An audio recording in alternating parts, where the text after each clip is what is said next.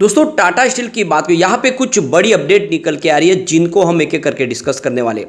Tata steel इस समय देखें तो थोड़ा सा दबाव में दिखाई दे रहा है और इसके पीछे वजह है पूरा निफ्टी मेटल, पूरा सेक्टर ही इस समय दबाव में है। लेकिन क्या इस गिरावट का फायदा उठा के हमें टाटा स्टील में इन्वेस्टमेंट करना चाहिए? क्या टाटा स्टील आने वाले समय में एक ज़बरदस्त रिटर्न हमें दे सकता है?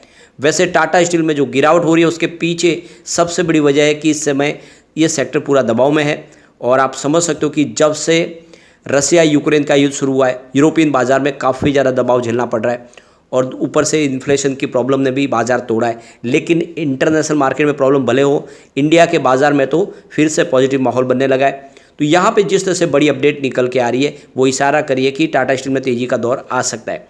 और जैसे कि टाटा स्टील ने भी बड़ा फैसला किया है, क्या है वो फैसला उसको जानने की कोशिश करेंगे। और बाज़ार तो इस समय ऑल टाइम हाई के आसपास है, लेकिन टाटा स्टील बहुत नीचे, तो क्या इस गिरावट का फायदा उठा के निवेश करना चाहिए, जानने की कोशिश करेंगे इस वीडियो के माध्यम से।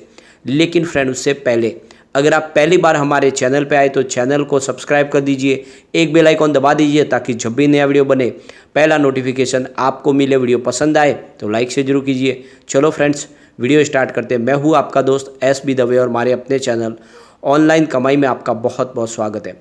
सबसे पहले अगर बाजार की बात करें तो भी लगभग 2-2:30 बजे के आसपास का टाइम है। BSE सेंसेक्स 65,474 के स्तर पे आपको ट्रेड करता हुआ दिखाई देगा। 269 पॉइंट की तेजी है, यानी 0.41% अपर है BSE सेंसेक्स। तो बाजार में तो तेजी अच्छी बनी हुई है, लेकिन निफ्टी मेटल में गिरावट है। आप देख सकते हो 6,274 के स्तर पे 0.012% की गिरावट है। तो बड़ी गिरावट तो नहीं है, लेकिन गिरावट जरूर है। अब टाटा स्टील की बात करें, स्टॉक की शुरुआत 113 पर हुई, यानी शुरुआत फ्लैट हुई। कल की क्लोजिंग 113 की ही थी और जो दिन भर का है वो 113 का है, लेकिन जो लो है 112 का। और इस समय स्टॉक आपको 112 के आसपास ही ट्रेड करता हुआ दिखाई देगा। 0.31% की गिरावट है। तो बड़ी गिरावट तो नहीं है, लेकिन थोड़ा सा दबाव देखने को मिल रहा है। उसके पीछे वजह कुछ बड़े फंड हाउस की यहाँ पे इस लेवल पे भी खरीदारी की जगह पे बिकवाली हो रही है और इस वजह से थोड़ा सा दबाव देखने को मिल रहा है। वैसे टाटा स्टील की परफॉर्मेंस देखें तो पिछले 2-3 साल में इसने काफ़ी शानदार प्रदर्शन भी किया है। 25 के आसपास स्टॉक था 3 अप्रैल 2020 को, अभी 100 के पार है। तो उस हिसाब से देखें तो रिटर्न काफ़ी अच्छा है। जिसने भी 2-3 साल पहले निवेश किया होगा उसको बेहतर रिटर्न मिल रहा है टाटा स्टील में। पिछले एक साल के हिसाब से भी देखें तो 31% की तेजी है। कुल मिला के अभी फिलहाल स्टॉक के अंदर फिर से माहौल पॉजिटिव बनना शुरू हो चुका है निचले लेवल से। वॉल्यूम देख रहे हो एक जैसा ही है। पिछले एक महीने पहले इसका 4 करोड़ का वॉल्यूम था। 2 करोड़ की डिलीवरी उठाई गई थी। 1 वीक पहले 3 करोड़ का वॉल्यूम हुआ था। 1 करोड़ की डिलीवरी उठाई गई थी। कल 3 करोड़ का वॉल्यूम हुआ था। 2 करोड़ की डिलीवरी उठाई गई थी और आज देख सकते हो कि 2 बजे के पहले ही 2 करोड़ का वॉल्यूम हो चुका है, यानी कल जितना वॉल्यूम होने की संभावना है। आप इसका देख सकते हो कि 83 इसका 52 वीक का लो है और 124 52 वीक का हाई है। इस समय स्टॉक 112 के आसपास है। तो ऊपर के लेवल से लगभग 12 रुपये नीचे मिल रहा है। कोई बड़ी ज़्यादा गिरावट तो नहीं है, लेकिन आने वाले समय फिर से पॉजिटिव माहौल बन सकता है। जैसे कि कल कंपनी अपनी AGM करने जा रही है, तो डेट हमारे सामने आ चुकी है 5 जुलाई। कल एनुअल जनरल मीटिंग होगी और इसमें कुछ बड़े फैसले लिए जा सकते हैं। सबसे बड़ी बात तो जो कंपनी ने डिविडेंड का ऐलान किया है, उस डिविडेंड के लिए शेयर होल्डर की रजामंदी ले जाएगी और उसके बाद में 10 जुलाई से डिविडेंड आपके अकाउंट में आना शुरू हो जाएगा। तो यहाँ पे प्रस्ताव को पास किया जाएगा। इसके अलावा कंपनी अपने मर्जर की प्रक्रिया को आगे बढ़ा रही है, उसके लिए भी शेयर होल्डर की रजामंदी लेने की कोशिश की जाएगी। इसलिए ऑलरेडी अगर आप देखें तो शेयर होल्डर की रजामंदी पहले मिल चुकी है कंपनियों की, लेकिन यहाँ पे और कुछ बड़ी अनाउंसमेंट भी हो सकती है। कंपनी की तरफ से जो फैसले लगातार किए जा रहे हैं, कुछ ग्रीन स्टील के निर्माण के लिए भी अनाउंसमेंट हो सकती है। यानी कल के दिन काफ़ी खास रहने वाला है टाटा स्टील के लिए। इस AGM में हमें कुछ बड़े फैसले होते हुए दिखाई दे सकते हैं, क्योंकि टाटा स्टील अपने बिजनेस को लेकर काफ़ी ज़्यादा लगातार फैसले कर रहे हैं। उनको ये पता है कि एक तो UK का जो बिजनेस है इसमें काफ़ी लॉस मेकिंग भी है, उसको ग्रीन स्टील में कन्वर्ट करना है। सरकार का सहयोग चाहिए। अगर सरकार ने वहाँ पे सहयोग नहीं किया, उनको एक बड़ा राहत पैकेज नहीं दिया, तो वो UK के बिजनेस को बंद भी कर देंगे। ये उन्होंने ऑलरेडी कह दिया है, क्योंकि लॉस मेकिंग बिजनेस को वो बहुत ज़्यादा आगे नहीं चलाएंगे। इसके अलावा नीदरलैंड के प्लांट के लिए भी उन्होंने शुरुआत की, वहाँ से कुछ फंड रेज करके नीदरलैंड के प्लांट में भी ग्रीन स्टील का निर्माण शुरू किया जाएगा। तो काफ़ी ज़्यादा है जो अनाउंसमेंट होने की संभावना है और इसके लिए हमें कल का इंतजार करना होगा। अब यहाँ पे देख सकते हो कि CNBC आवाज़ पे इस समय देखें तो जो मार्केट एक्सपर्ट है उन्होंने टाटा स्टील में खरीदारी की सलाह दी है, साथ में NTPC और सेल में भी निवेश की सलाह दी है।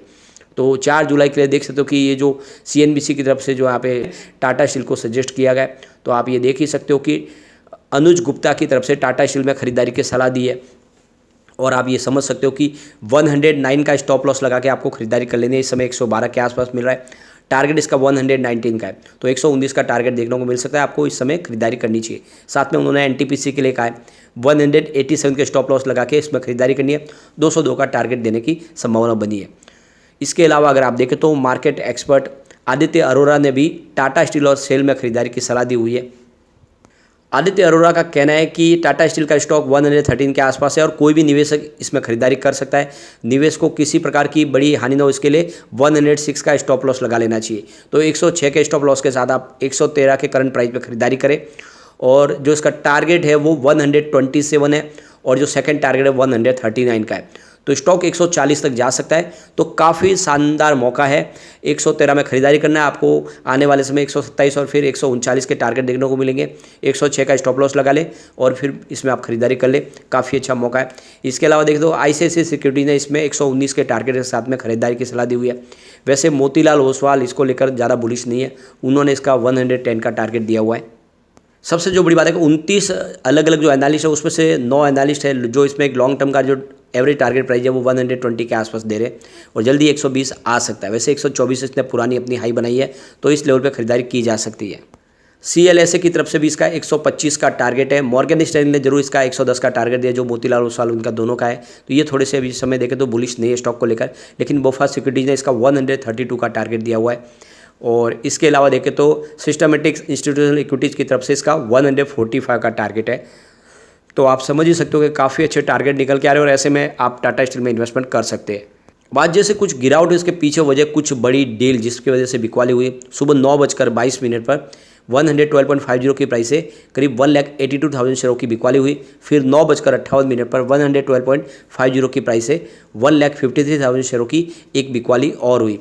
उसके बाद आप देख सकते हो 11:31 पर 112.75 की प्राइस से 4,54,000 शेयरों की एक बड़ी खरीदारी हुई। फिर 11:40 पर 112.80 की प्राइस से 2,58,000 शेयरों की एक बड़ी खरीदारी और हुई। उसके बाद 11:44 पर 113.05 की प्राइस से 2,30,000 शेयरों की एक शानदार खरीदारी और हुई। तो कुछ 11 बजे के आसपास खरीदारी हुई, लेकिन उसके बाद फिर से 12:21 पर 112.95 की प्राइस से 2,31,000 शेयरों की फिर से बिकवाली हुई। तो ये कुछ बिकवाली और इस वजह से दबाव देखने को मिला है, लेकिन इस गिरावट का फायदा उठा के कुछ बड़े फंड हाउस अच्छी खासी खरीदारी भी कर रहे हैं। आप इसके रिवेन्यू को देख सकते हो, 2019 के मुकाबले इस समय काफ़ी शानदार है। 2019 में जहाँ पे इनका रिवेन्यू 1,57,668 रुपीज़ के आसपास था, जो इस समय 2,43,350 रुपीज़ के आसपास है। तो पिछले 4-5 साल में देखें तो इस गिरावट का माहौल बने हुए देख सकते हैं कि कोविड काल के बाद बहुत ज़्यादा असर देखने को मिला है। स्पेशली रसिया यूक्रेन का युद्ध शुरू हो गया, अमेरिका में इन्फ्लेशन की प्रॉब्लम, उसके बावजूद भी 2019 के मुकाबले रिवेन्यू अच्छा है कंपनी का, लेकिन प्रॉफिट कम हुआ जरूर है। आप देख सकते हो 2019 में जहाँ पे 8,960 रुपीज़ का प्रॉफिट था, 2022 में ये बढ़ के 41,100 रुपीज़ तक पहुँच गया था, लेकिन इस बार 7,657 रुपीज़ का प्रॉफिट है। तो प्रॉफिट जरूर कम है 2019 के मुकाबले, लेकिन 2020 के मुकाबले काफ़ी अच्छा है। 2020 में तो प्रॉफिट 4 डिजिट की बजाय 3 डिजिट में चला गया था, मात्र 984 रुपीज़ का ही कंपनी को प्रॉफिट हुआ पूरे साल का। तो उस हिसाब से प्रदर्शन अच्छा है। अब यहाँ पे देख सकते हो कि टाटा स्टील ने अपने बिजनेस को और तेज़ी से आगे बढ़ाने के लिए एक बड़ा फैसला और किया है। इन्होंने अपना देख सकते हो कि कंस्ट्रक्शन सेक्टर के लिए सर्विस सेंटर शुरू कर दिया है, यानी कंस्ट्रक्शन से संबंधित अब यहाँ पे इस सर्विस सेंटर के अंदर वो सारे प्रोडक्ट बनाए जाएंगे, जिससे इस सेक्टर में और तेज़ी के साथ में इसका जो फ़ायदा उठाया जा सके। तो आप समझ सकते हो कि कंस्ट्रक्शन सेक्टर में स्टील का बहुत बड़ा योगदान होता है, उसके बगैर तो कोई नींव खड़ी नहीं हो सकती। ऐसे में टाटा स्टील ने इस मौके को फ़ायदा उठाने के लिए इसके लिए स्पेशली सर्विस सेंटर शुरू कर दिए गए, जिससे आने वाले समय में एक ज़बरदस्त बिजनेस की संभावना बनेगी और इसका बिजनेस तेज़ी से आगे बढ़ता हुआ दिखाई देगा। तो कुल मिला के आप देख सकते हो कि एक पॉजिटिव माहौल बना हुआ है।